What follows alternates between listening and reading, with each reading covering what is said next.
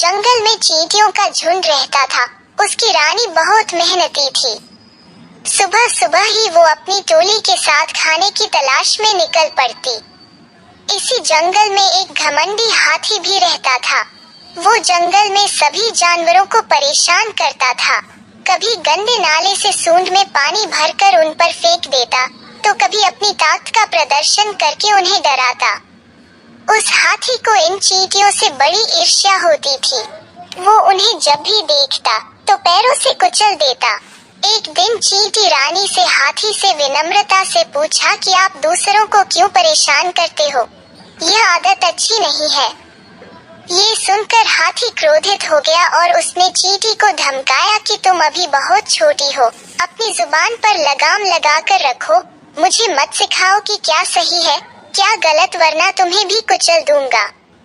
ये सुन चींटी निराश हुई, लेकिन उसने मन ही मन हाथी को सब सिखाने की ठानी।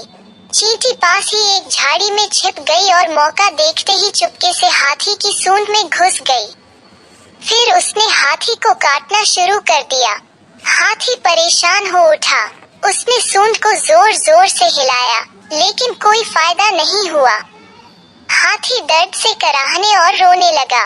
ये देख चींटी ने कहा कि हाथी भैया, आप दूसरों को परेशान करते हो तो बड़ा मजा लेते हो, तो अब खुद क्यों परेशान हो रहे हो?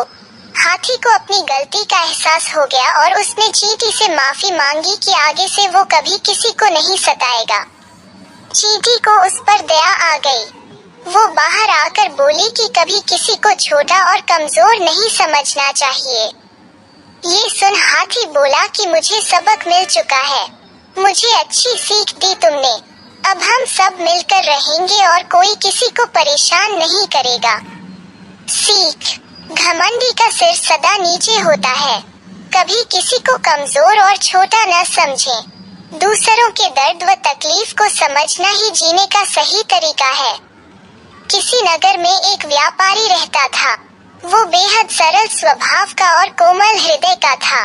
काफी दान पुण्य भी करता था, लेकिन दुर्भाग्य से उसको व्यापार में काफी नुकसान हो गया और उसकी सारी संपत्ति समाप्त हो गई।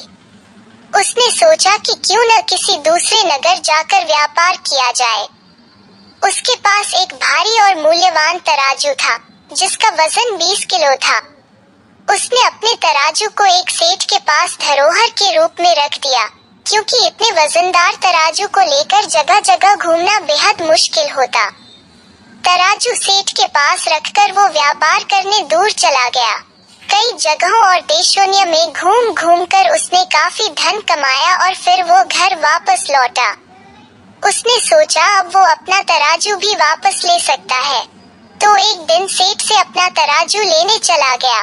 सेठ से तराजू मांगा तो सेठ बेईमानी पर उतर गया और बोला, क्या बताऊं भाई, तुम्हारे तराजू को तो चूहे खा गए। व्यापारी बड़ा हैरान परेशान हुआ।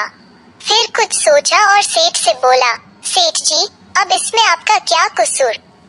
जब चूहे तराजू को खा ही गए तो आप कर भी क्या कर सकते हैं? मैं नदी में स्नान करने जा रहा हूँ। यदि आप अपने पुत्र को मेरे साथ नदी तक भेज देंगे तो बड़ी कृपा होगी। सेठ मन ही मन डर भी रहा था कि व्यापारी उस पर चोरी का आरोप न लगा दे, लेकिन वो बेहद लालची भी था।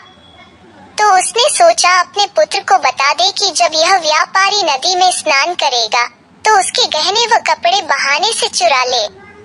इसलिए उसने अपने पुत्र को उसके साथ भेज दिया।